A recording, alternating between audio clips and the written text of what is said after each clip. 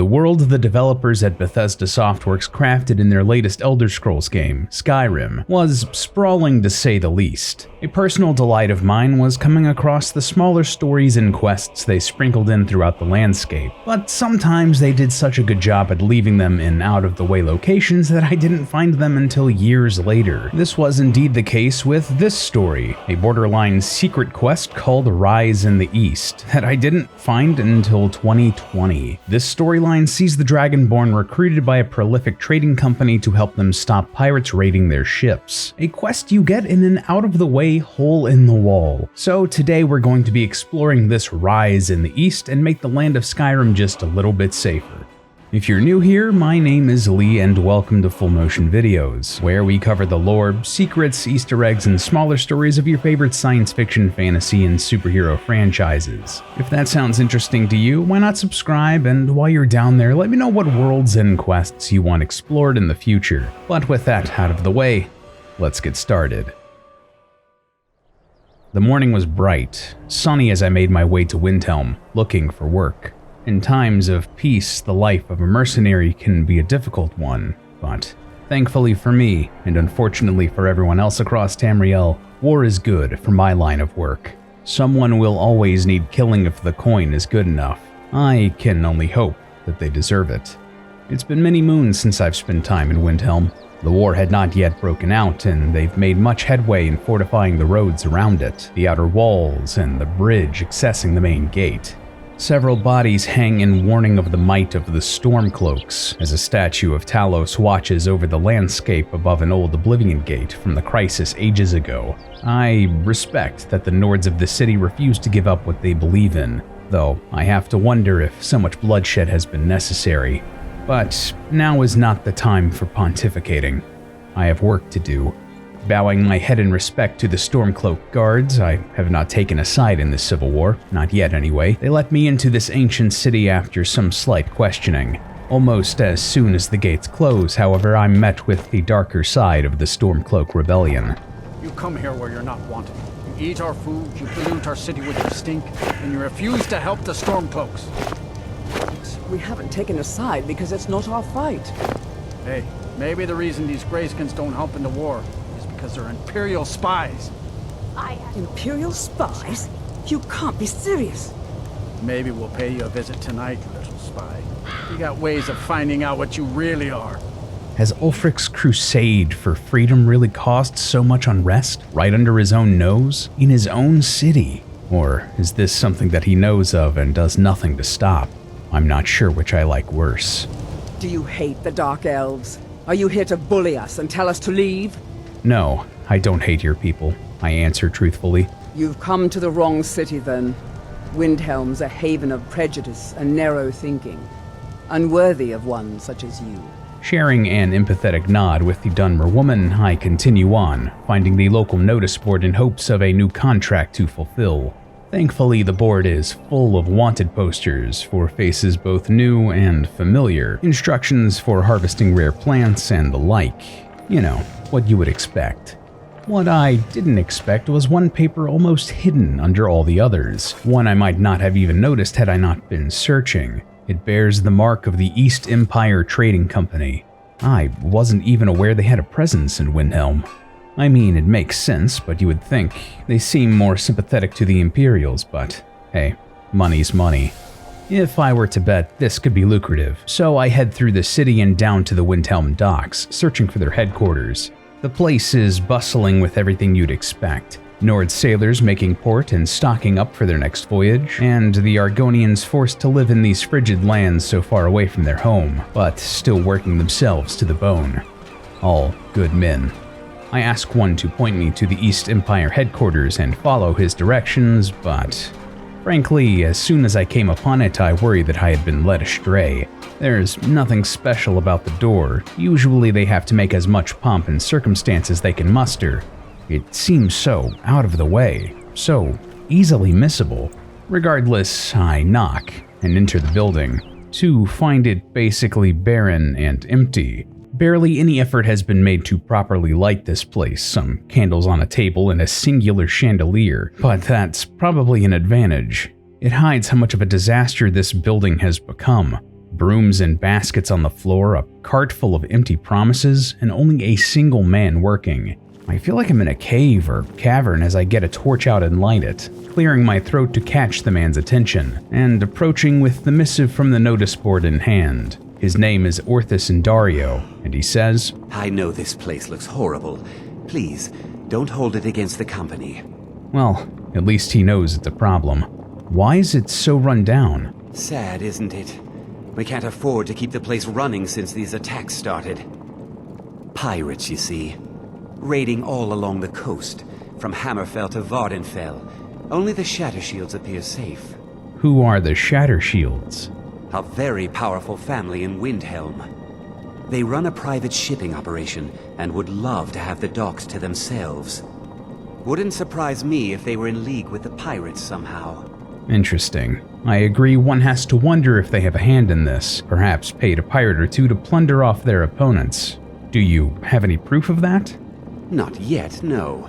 But perhaps an intrepid person such as yourself could help with that? They have a dark elf who oversees their operations, Suveris Atherin. She's meticulous to a fault, and keeps a logbook with every transaction she makes.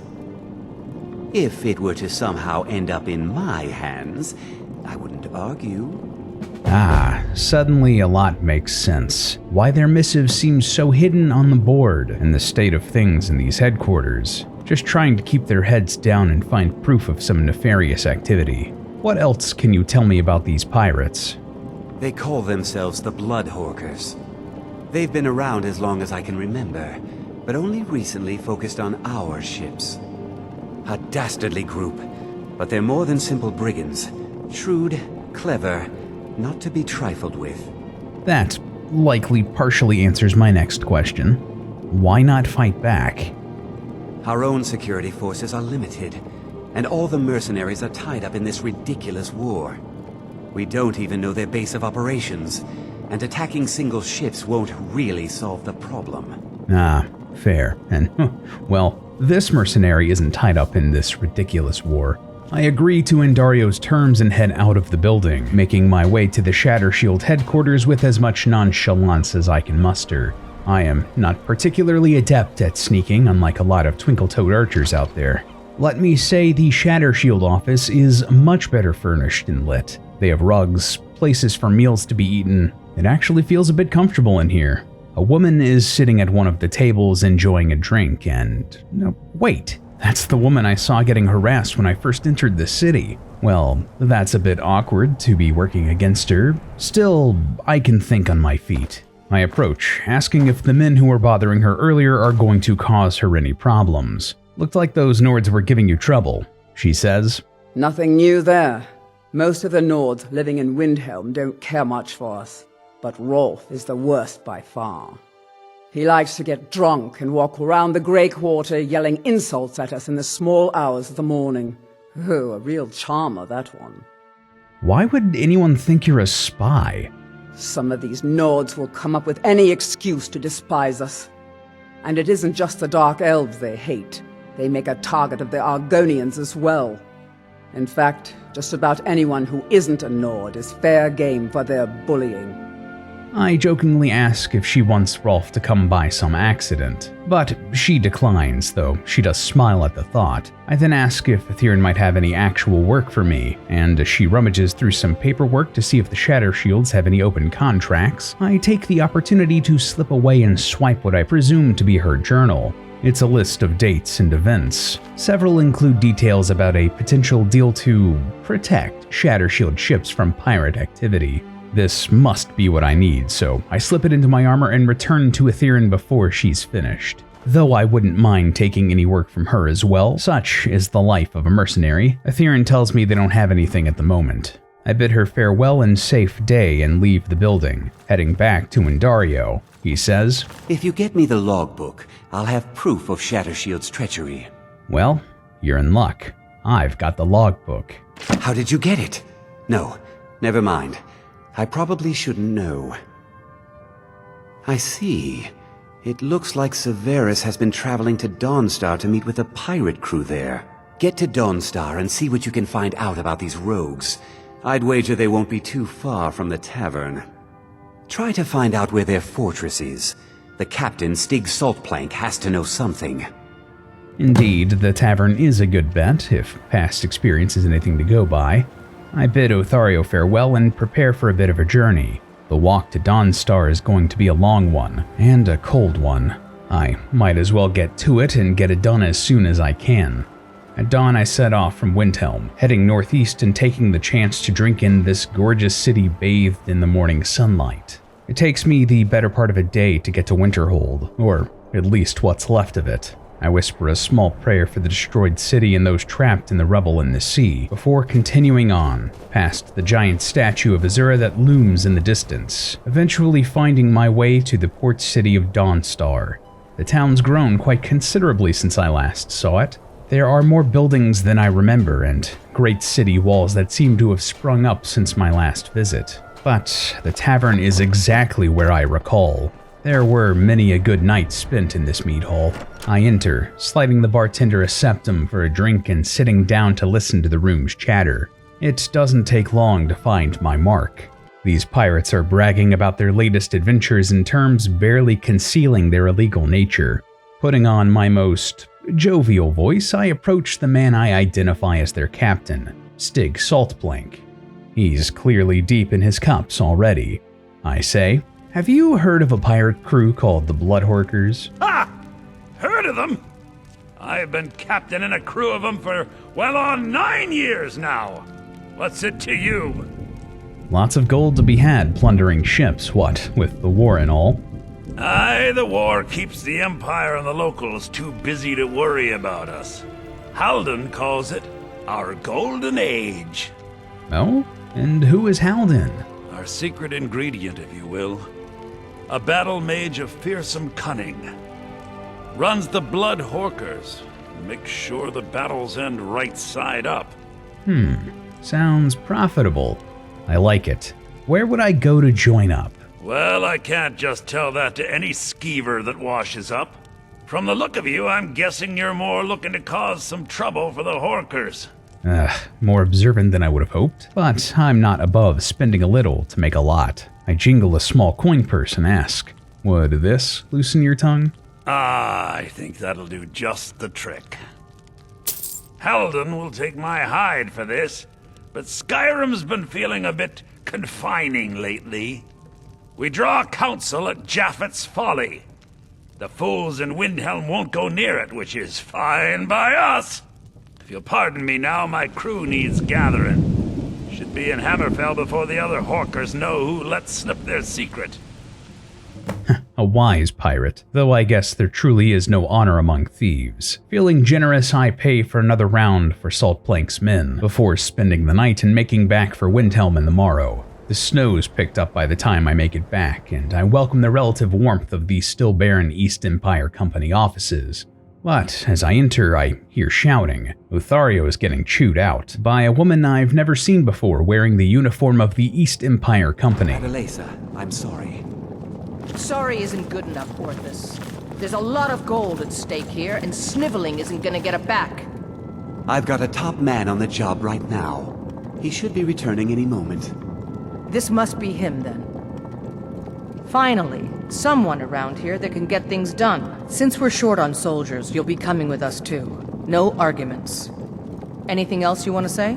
Well, since you volunteered me for this, and I assume the pay will go up, their leader is a battle mage named Halden. Halden? I've heard of the man, but never guessed he'd join up with some pirates. This could be even more dangerous than I thought. Head to the ships. We'll plan the assault on the way.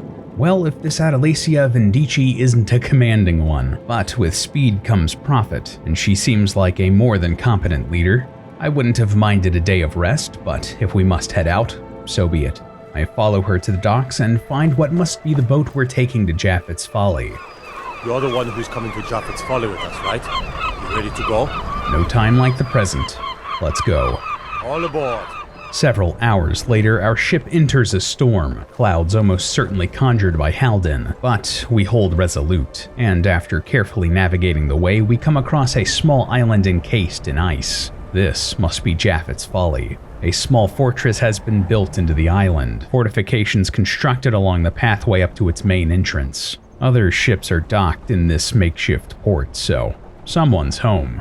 If we want to solve this with as few casualties as possible, we'll need to be creative. I approach Adelicia and ask, so, what's the plan? Hard to say. The weather's taken a bit of a turn here. Haldan's been known to obscure his hideaways with magic. If we take care of him, the way should be clear to properly assault the island. Is that my job? I assume that's my job. You've shown yourself useful so far. All these lunks are too afraid of Haldan to head in before the fog's cleared. So, if you're willing to perform one more service for the company, we could put this matter behind us for good. Take out Haldan, and we'll handle the rest. That's all I needed to hear. I jumped from the boat onto one of these small, solid ice sheets we parked up against, my eye drawn across the ice field to a small cave cut into the base of the mountain. I wonder if Haldan and his men even know this is here, but I'll take my chances there instead of a frontal assault. I leap from ice sheet to ice sheet, making my way to the cave as silently as I can. The longer I am unnoticed, the easier this will be for all of us. As I enter the cave, I am not surprised to see part of the fortress extend down this low. A wall has been torn down, allowing for entrance into the bowels of the keep. There is a guard down here that will need to be taken care of, and thankfully, though he notices me, I am easily able to deflect his strike and cut him down myself with a swift swipe of my axe across his neck. And hey, might as well clean out the chest they left down here too. Coin purse just a little heavier, I head up the stairs into the keep proper, finding myself at the bottom of a flight of stairs. I hear pirates in the floors above me, and do my best to move silently, but I have to light a torch because they keep it so bloody dark down here. At the very least, I can take the opportunity to swipe some of their ill-gotten gains. I mean, if they're just gonna leave it lying around.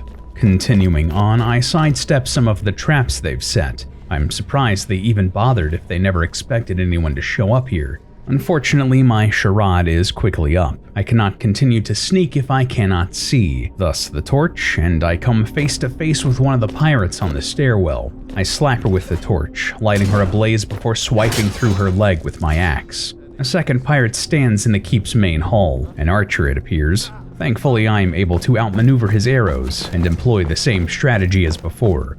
The furs he's wearing catch fire easily before I bury my axe into his chest. With caution, who knows if anyone else in the tower heard that, I continue on, deeper into the fortress, relieving the pirates of their gold as much as I can along the way. Eventually, I creep my way into another common area. Skulls and helmets line the shelves, trophies from some other distasteful raid, I'm sure. Off to one side, a stairwell leads down, another bloodhorker waiting to ambush me as I enter. With luck, I dodge his strike, attempting to bring my axe down upon his head, though he himself blocks. Unfortunately for him, he wields a larger weapon than I do, and mine is quicker. I continue down the stairs, blood dripping from my axe, and find a potion of health atop a chest of drawers. That will be useful. I wonder if the two pirates I find at the bottom of the stairs would stand a better chance if I let them have it. I think I caught them unaware. Both are woefully unprepared for this battle, with no real armor to stop my axe from cleaving through them both. On the table they were sitting at, stacks of gold wait for me. I suppose they were betting on some game, but I won this hand. Further along, I come across what must be the kitchen for Japhet's Folly. The cooler temperatures down here keeps the food edible longer, though I believe what they have. I don't trust it. I am, however, interested in the chest they have locked and hidden in a pile of hay. The lock is nothing, and after picking it, I come away just that much richer. But perhaps what's even more interesting is the locked door on the opposite side of the hallway. This one is a much harder nut to crack. It takes a while before I'm able to coax it open. I can tell that no one has been down here for many moons. Cobwebs fill the hallway, and I almost shirk back as the awful stench of decay fills my nostrils. Cautiously, I enter and find the desiccated corpse of an ancient Nord on the floor next to a desk, mummified by divines know how many years trapped in this makeshift tomb. It reminds me of the Draugr I fought in other such tombs, but thankfully it does not stir. An old journal sits upon the table, belonging to Japhet. I assume this corpse on the floor is whom the island is named after. I thumb through the pages, and in an ancient hand, it reads, "A smaller band than was expected joined with me departing Dawnstar. Apparently, the local word is that this island is unfit for any sort of habitation, owing to spirits and ill-favored weather. No matter. More space for the loyal few, though the building of the citadel may prove to be time-consuming. The first winter was difficult, with the abandonment of many men and women to return to their families on the mainland. A culling of the herd. Let us lose the faithless, the weak, and those who lack the fortitude to persevere. The stories of ghosts inhabiting this place are just stories. They frighten away more of those who would weep like children when their shadows flicker in the firelight. Me and my closest remain, ever vigilant. I find little need for additional company.